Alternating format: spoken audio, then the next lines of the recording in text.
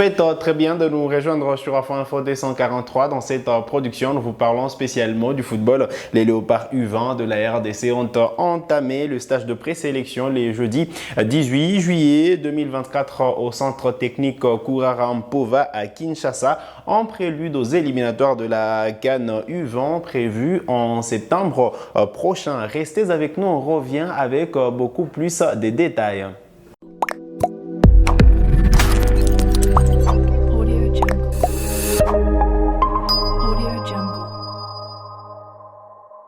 Très content de vous retrouver sur Afro Info 243. Ils sont au total 34 joueurs qui viennent de presque partout en République démocratique du Congo. Ils prennent part à ces stages de présélection. Hier, c'était les débuts du rassemblement au centre technique Kourara-Mpova à Kinshasa. Et Guy Bukassa veut se servir, outre le binational des talents locaux, question de faire une symbiose et sortir une bonne équipe en prévision des éliminatoires de la CAN U20 qui sont prévus au mois de septembre prochain, et la RDC qui sera au rendez-vous d'abord dans la zone Unifac avant d'aller chercher la qualification à la phase finale. Et donc Guy Bukassa se concentre sur le talent locaux. Il y a déjà eu un stage de préparation avec uniquement des binationaux. Il y a eu ces stages au Maroc avec certains binationaux et des joueurs qui venaient du pays, notamment le jeune Cédric Saloumou Balingene de la ville de Goma qui était de la campagne au Maroc. Et donc, nouveau stage de présélection pour seulement les joueurs locaux, pour mettre en valeur les talents locaux. Et donc voilà, pour une semaine. Et donc ça a démarré depuis hier, ça prendra fin le 24 juillet prochain. C'est donc 6 jours de présélection.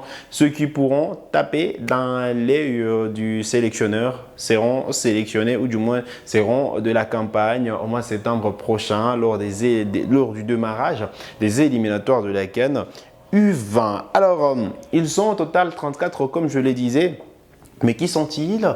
Voilà, il y a 4 gardiens de but. On commence avec Grady Moulamba, Mbuta Djerira, Mokuba Kingani et Bawolo Mujinga. Voilà donc les 3 gardiens de but qui vont tenter de se faire concurrence au cours de ces stages de présélection. Après, justement, il y aura voilà, la liste des joueurs sélectionnés, la vraie liste, parce que là, c'est un stage de présélection, mais il y aura une vraie sélection pour les éliminatoires en septembre prochain. Alors, côté défenseur, on retrouve Isizo Wazambi, Zinani Stoker, Kalonji Dieu, Salem Moukou Marie, Ferdinand Mukondila, Rishi Moulembo, Joël Mbumba, Isaac Wilongi, Rigen Kalala et enfin Mbingi Manzanza. Voilà donc le joueur qui vont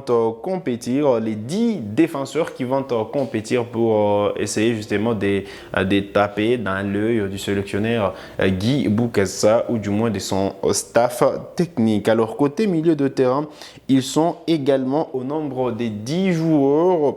Cédric Saloumou qui était déjà là au mois de mai dernier avec Guy Bukassa. Au Maroc, bien Dieu Muzungu, Honoré Baïn, Kevin Makoko, Exaucé Makiese, Faverdi Bangeli, Grady Katungulu, Chris AMB, Eugène Idumbo, Jules Aoka.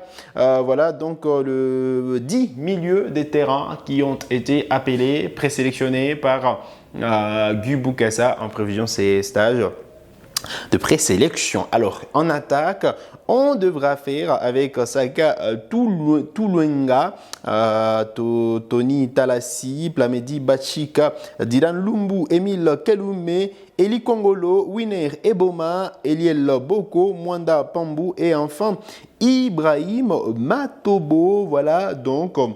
Voilà, c'est 34 joueurs qui sont entrés dans des coudres, qui sont en train de tout donner à Kinshasa, exactement au centre technique Kourara-Mpova. Question de se chercher une place, c'est frais un chemin en équipe nationale de la RDC. Il ne faut jamais négliger les sélections d'âge parce que c'est un passage obligé pour plusieurs joueurs afin de s'imposer en équipe nationale. À un moment, la RDC justement, on s'appuyait beaucoup plus sur pour l'instant, on sait que la RDC s'appuie beaucoup plus sur les binationaux, des joueurs qui ont déjà prouvé au niveau de l'Europe, ils rejoignent l'équipe nationale de la RDC. Au traitant également, s'est focalisé sur des joueurs qui avaient déjà prouvé dans des grands clubs en RDC, Mazembe, Vita Club ou Desampé. Alors, les temps sont en train de changer et il faudrait se focaliser sur la pépinière autour de l'équipe nationale, se focaliser sur la jeunesse, commencer justement à préparer la relève parce qu'il